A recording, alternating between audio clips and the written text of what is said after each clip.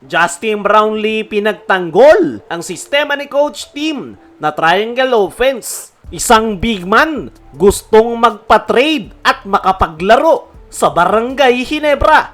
Sino nga ba yan? Nitong mga nakalipas nga na araw mga chong ay nagsimula ng gumalaw ang Barangay Ginebra via trade. Matapos nilang kuhahanin si Ken Mike Carino sa Terra Firma Jeep kapalit ni Ben Adamos. At mukhang hindi pa tapos ang Barangay Ginebra sa usaping trade dahil ayon sa ipinost ni Snow Badwa ay meron nga daw isang big man na gustong magpa-trade at sa kagustuhan nga raw nito na makapaglaro sa bagong koponan ay inaantay na lang yung kanyang pagiging UFA at ang gusto niyang laruan ay Barangay Ginebra at sa clue na ibinigay ni Snow Badwa ay no more at wala na, wag na. Dahil dyan, maraming spekulasyon na lumalabas sa comment section na kesyo si Justin Arana, Motaw Tua o Ian Sanggalang, yung big man na gustong magpa-trade at maglaro sa Barangay Ginebra. Sa ngayon, puro spekulasyon pa lang yan. Pero kung titingnan nating mabuti, kailangan pa rin talaga ng Barangay Ginebra ng isang additional na big man lalo na ngayong Commissioner's Cup na naglalakihan yung mga imports na kanilang kakaharapin. Nakuha nga nila si Ken Mike Carino via trade pero hindi pa nila ito agad-agad mapapakinabangan dahil kasalukuyan pa nga itong nagre-recover sa kanyang ACL injury at ayon sa mga reports ay by April pa ito makakabalik in action. Pero wala pang kasiguraduhan kung makapaglalaro si Ken Mike Carino sa April dahil paniguradong magagaya yan kay Isaac Go na na-delay yung pagbabalik in action dahil hindi sila nagmamadali. Kaya naman, ngayong mayroong isang big man na gustong magpa-trade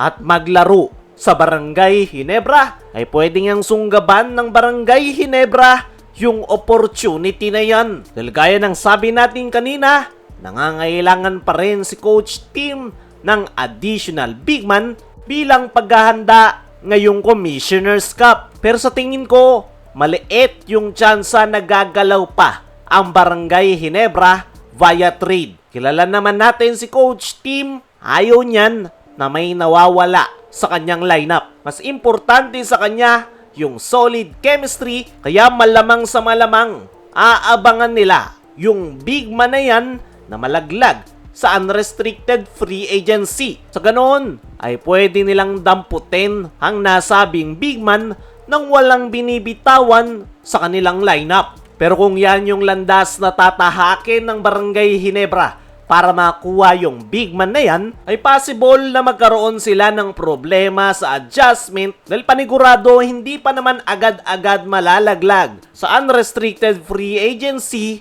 yung big man na gustong maglaro sa Ginebra. Possible na sa kalagitnaan pa yan ng Commissioner's Cup o possible na next conference pa. Kaya naman, kung gusto ng Barangay Ginebra ng additional na big man ngayong Commissioner's Cup, ay kailangan na nilang makipag-trade para makuha yung big man na gustong maglaro sa Barangay Ginebra. Ang tanong lang, gusto ba ni Coach Tim Cone yung big man na yan? Sa ngayon, wala pa talaga tayong idea kung sino yung big man na gustong maglaro sa Barangay Ginebra. At kung ako sa Ginebra, hindi ako basta-basta makikipag-trade kung hindi naman pasok at hindi makakatulong sa kanilang kupunan. Pero tingnan na lang natin, malay nyo naman, isang quality big man yung gustong maglaro para sa Ginebra. Samantala, Justin Brownlee pinagtanggol ang sistema ni Coach Tim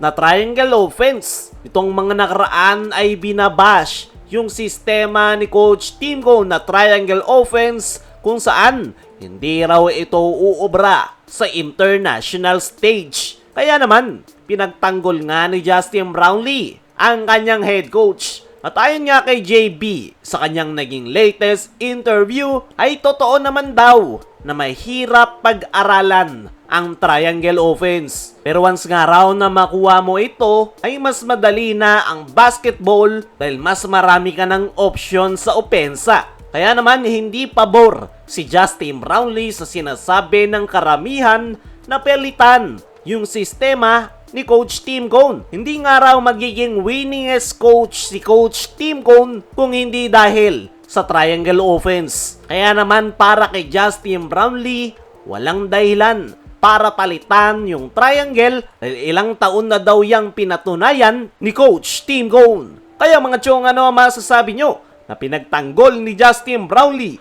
ang sistema ni Coach Tim Cone na triangle offense? Ano rin yung masasabi nyo na mayroong big man na nagre-request ng trade para makapaglaro sa Barangay Ginebra? I-comment mo lang dyan sa ibaba.